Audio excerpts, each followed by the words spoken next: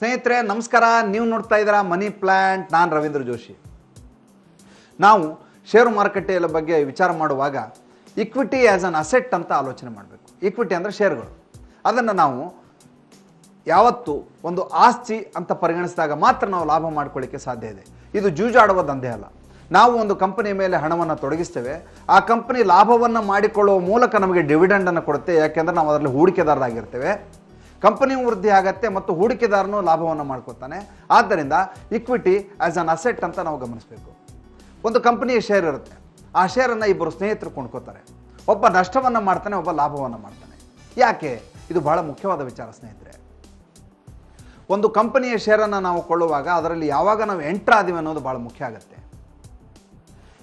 ಜೊತೆಗೆ ಆ ಕಂಪನಿಯ ಶೇರನ್ನು ನಾವು ಯಾವಾಗ ಮಾರಾಟ ಮಾಡ್ತೀವಿ ಅದಕ್ಕೆ ನಾವು ಟೆಕ್ನಿಕಲ್ ಆಗಿ ಹೇಳಬೇಕು ಅಂದರೆ ಎಕ್ಸಿಟ್ ಅಂತ ಹೇಳ್ತೀವಿ.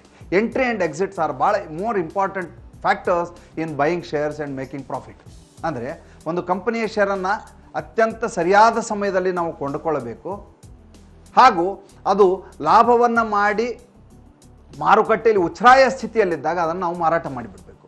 ಆಗ ನಾವು ಅದರಿಂದ ಮೌಲ್ಯವರ್ಧನೆಯನ್ನು ಮಾಡಿಕೊಂಡು ದುಡ್ಡನ್ನು ಮಾಡಲಿಕ್ಕೆ ಸಾಧ್ಯ ಇದೆ.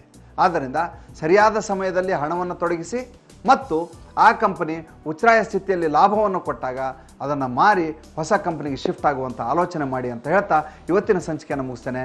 ನಾಳೆ ಹೊಸ ವಿಚಾರವನ್ನು ಹೇಳ್ತೇನೆ. ಅಲ್ಲಿವರೆಗೂ ನಮಸ್ಕಾರ ಸ್ನೇಹಿತರೆ.